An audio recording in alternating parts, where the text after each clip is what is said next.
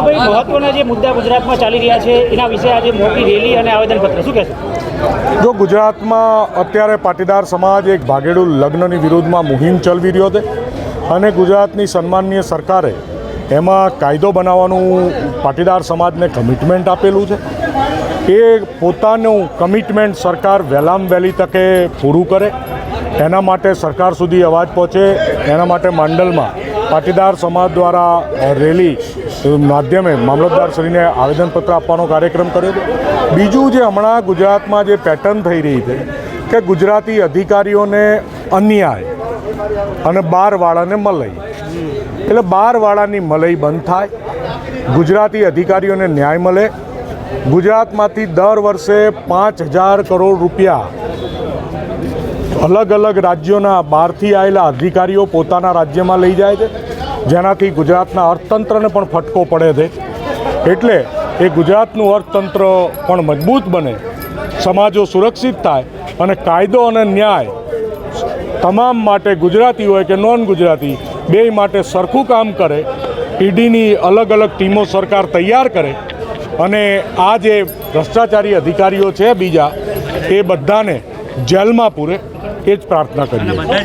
આગળની જે રણનીતિ તમારી સામાજિક અને રાજકીય રીતે છે, સમાજને ભેગો કરી શું આપણું આયોજન શું છે? આગળની રણનીતિ સમય પ્રમાણે ડિક્લેર કરવામાં આવશે. આવી જ રીતે ગુજરાતના અલગ અલગ વિસ્તારોમાં રેલી, ધરણા અને જનજાગૃતિના અલગ અલગ કાર્યક્રમો કરવામાં આવશે. જે માસૂમ છે એ બહાર હોવો જોઈએ અને દોષિત છે એ જેલ પાછળ હોવો જોઈએ. આ ન્યાયનું કામ સરકાર નથી કરતી, એટલે આ ન્યાયનું કામ સરકાર જોડે માંગવા પાટીદાર સમાજ નીકળ્યો. લગ્ન નોંધણીનો જે કાયદો છે તેના બાબતે અઠવાડિયા પહેલાં પણ સરકાર દ્વારા એક ગતિવિધિ ચાલતી હતી, એ બાબતે શું અટકાણું અને શું આવી સરકારમાં અમારા સોર્સિસ જે છે એ સોર્સિસ પ્રમાણે કહેવાનું એવું છે કે કાયદો બની ગયો છે અને કાયદો રિવ્યૂ માટે છે. 2-4 દિવસમાં ડિક્લેર થઈ જશે આવું સરકારે 2-3 વાર કીધું છે, હજુય કીધું છે. આવતા અઠવાડિયે જોઈએ છીએ શું થાય. પણ જો સરકારે હવે કીધા પછી આ કરશે નહીં તો સ્પ્રિંગ વધારે છટકશે. એટલે સરકાર વહેલામાં વહેલી તકે આનો નિવેડો લાવે.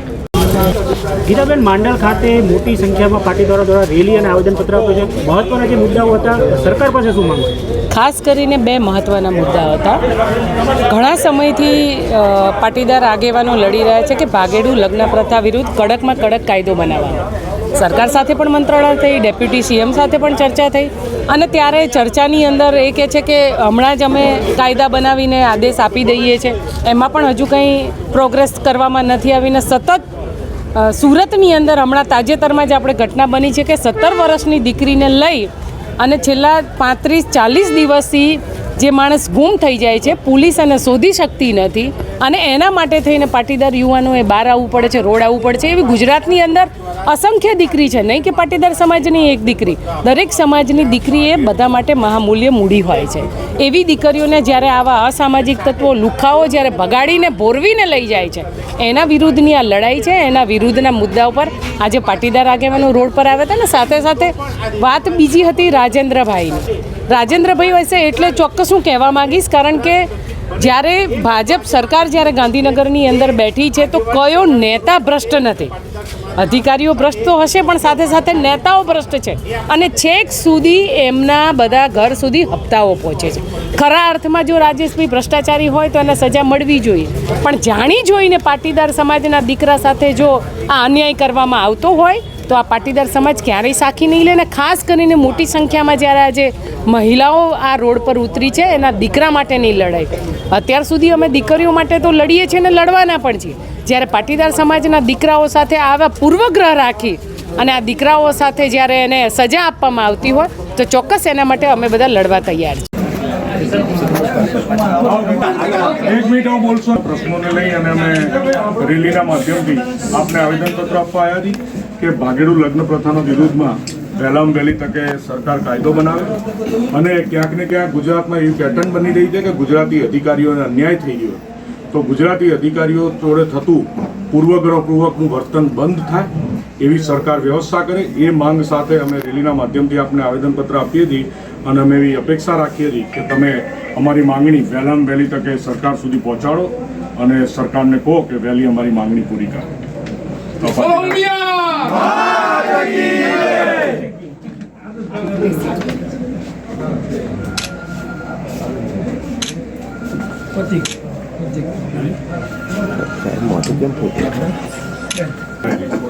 સાહેબ ઇન્વર્ટમાં સૂચના આપી દીધી ઓછી કરી આપો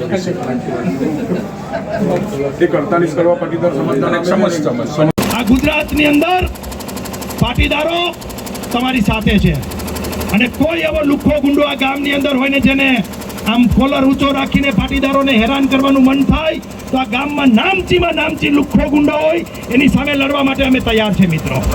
એકવાર અવાજ કરજો, રાત્રે તમારી માટે આવશું. ખાલી ભાષણબાજી કરવાવાળા નથી. આ સરકારની સામે લડીને 10% અનામત અપાયું છે. આ સરકારની સામે લડીને 1700 કરોડ રૂપિયા આ પાટીદારોના દીકરા દીકરીના ભણતર માટે અપાવ્યા છે. આખા એ દેશને ફાયદો થાય એવો ઓનલાઈન ગેમિંગનો કાયદો બનાવી અને ભારતમાંથી ઓનલાઈન ગેમિંગ નાબૂદ કરી દીધી છે. મિત્રો, આ પાટીદારો રાતના આપણા છોકરા આમ જુગાર રમવા જાય તો ખબર પડી જાય કે આજ રાત આખી ક્યાં ગયો તો, ધંધે કેમ મોડો આવ્યો, કેમ સૂતો છે. એમાં ફિલ્ડ બનાવવું પડે, 5-7 મિત્રો જોઈ જુગારમાં રેડ પર પડે. પણ આ ઓનલાઈન ગેમિંગના કારણે બાથરૂમમાં મારો દીકરો રમતો હોય, રાતે હુઈ ગયા પછી રમતો હોય, કેટલાય રૂપિયાના બાપાના બેંકના એકાઉન્ટમાં ખાલી કરી નાખ્યા ઓનલાઈન ગેમિંગમાં. અને આ ફિલ્મ સ્ટારો, આ ક્રિકેટરો, આ હીરો હિરોઈન જેને આપણે કંઈક માનતા હોય છે આઈડિયલ, એવા લોકોની એડવર્ટાઇઝ કરતા હોય છે. અને એ કાયદો એક ઝાટકે આખા એ દેશમાં નાબૂદ કર્યો હોય અને એ પ્રકારની ગેમનો સ્ટોપ કરાવ્યો હોય તો આ બધી ટીમે કરાવ્યો છે મિત્રો. એટલે માત્ર વાતો નથી કરતા, સરકાર સામે લડીએ છીએ. સરકાર આપણી જ છે.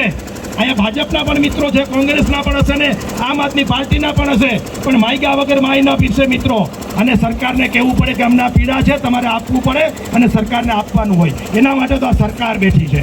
એટલે કોઈ પક્ષ વિરુદ્ધ આપણું કામ નથી, કોઈ સરકાર વિરુદ્ધ નથી, કોઈ નેતા વિરુદ્ધ નથી, કોઈ ધારાસભ્ય વિરુદ્ધ નથી, પરંતુ આપણી જે લડાઈ છે એ આપણા આવનાર દીકરા દીકરીઓ માટે છે, એના ભવિષ્ય માટે છે. અને આવનાર દિવસોમાં કોઈ લુખ્ખો આપણી દીકરીનું ખોટી રીતે હેરાન કરે, બદનામ કરે અને એનું પ્રેમની જાળમાં ફસાવીને શોષણ ના કરે, એના માટેની એ લડાઈ છે.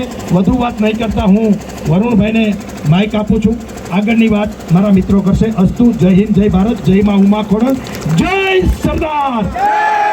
એકવાર જોર હાથ ઊંચા કરીને વિડીયો લઈ લો મિત્રો. જય સરદાર.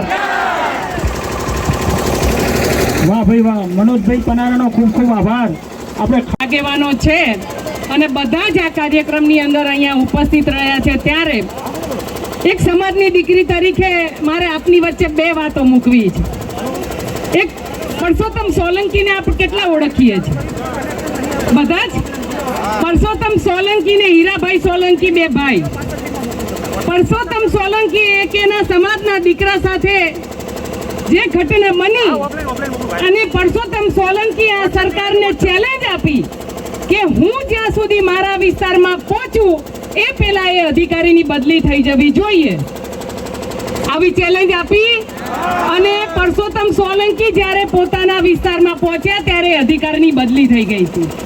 આપણે કેવા સમાજના આગેવાનોનું નિર્માણ કરવું છે કે આવી રીતે કાયમ આપણો પ્રશ્ન હોય ત્યારે રોડ પર ઉતરવાનો? આપણે બધાએ શીખ આમાંથી એ લેવી જોઈએ.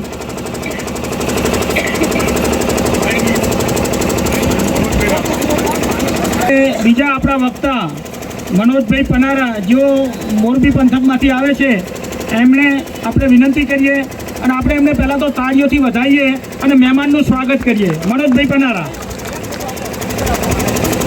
આજે માંડલ તાલુકાના તમામ ગામોમાંથી પધારેલા અને માંડલ શહેરમાંથી પધારેલા તમામ ભાઈઓ બહેનોનું અહીંયા પાટીદાર સમાજ વતી હાર્દિક સ્વાગત છે.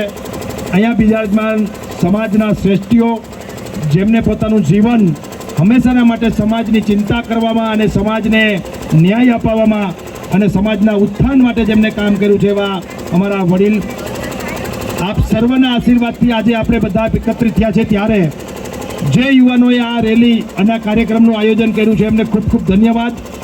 ખાસ મને મોરબીથી આમંત્રણ આપી અને આપ સર્વોએ 2 મિનિટ માટે મને બોલવાનો મોકો આપ્યો છે, ત્યારે હું આપનો પણ આભાર માનું છું.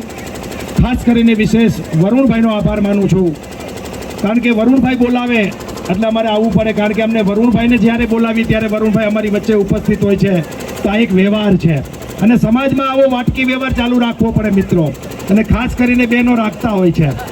મારે વાત તમને ભાગેડું લગ્ન અથવા તો જે રોમિયો લુખ્ખાઓ ગુંડા ટાઈપના લોકો માગેલું બાઇક અને 200નો બુસ્કોટ અને 50ના ચશ્મા પહેરી અને કોલેજોની આગળ પાછળ આટા મારતા હોય, ટ્યુશન ક્લાસની આગળ પાછળ આટા મારતા હોય, ગરબા ક્લાસની આગળ પાછળ આટા મારતા હોય અને ભોળી પાટીદારની દીકરીઓને અથવા તો દરેક સમાજમાંથી નાના મોટા આવા બનાવો બનતા હોય છે અને આપણી દીકરીઓને ફોસલાવીને પ્રેમની જાળમાં ફસાવીને લગ્નની લાલચ આપીને એમની જિંદગી બરબાદ કરતા હોય છે.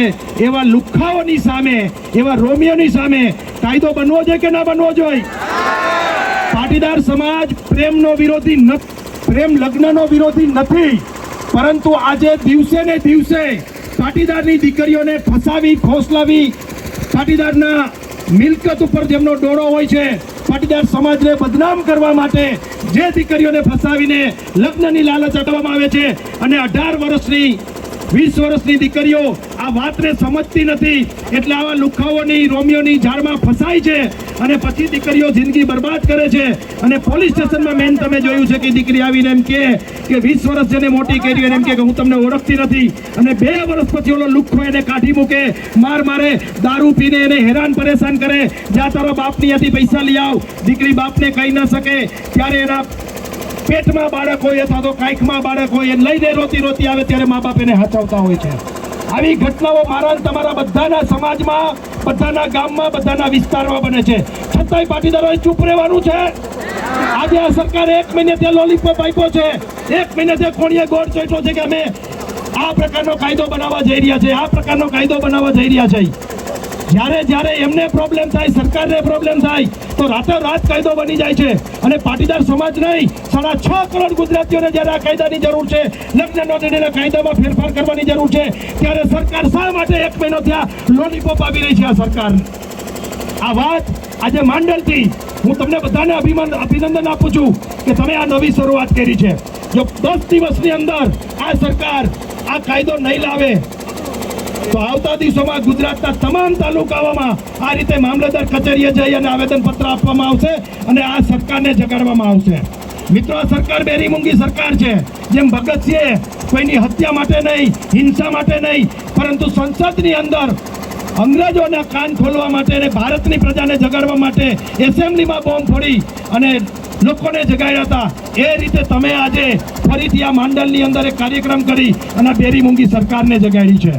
મિત્રો, આજે આપણે માત્ર દીકરીઓ માટે નથી નીકળ્યા, આજે એક દીકરા માટે પણ નીકળ્યા છે મિત્રો. અને દીકરો એ આપણું સ્વમાન છે, આપણું અભિમાન છે. જ્યારે એ દીકરાને ખોટી રીતે કોઈ કનડતું હોય તો એ સમાજની પહેલી પ્રથમ ફરજ છે. માત્ર ખાલી હોસ્ટેલો કે ધામ કે ઇન્સ્ટિટ્યૂટ ખોલવાથી કાંઈ નહીં બને.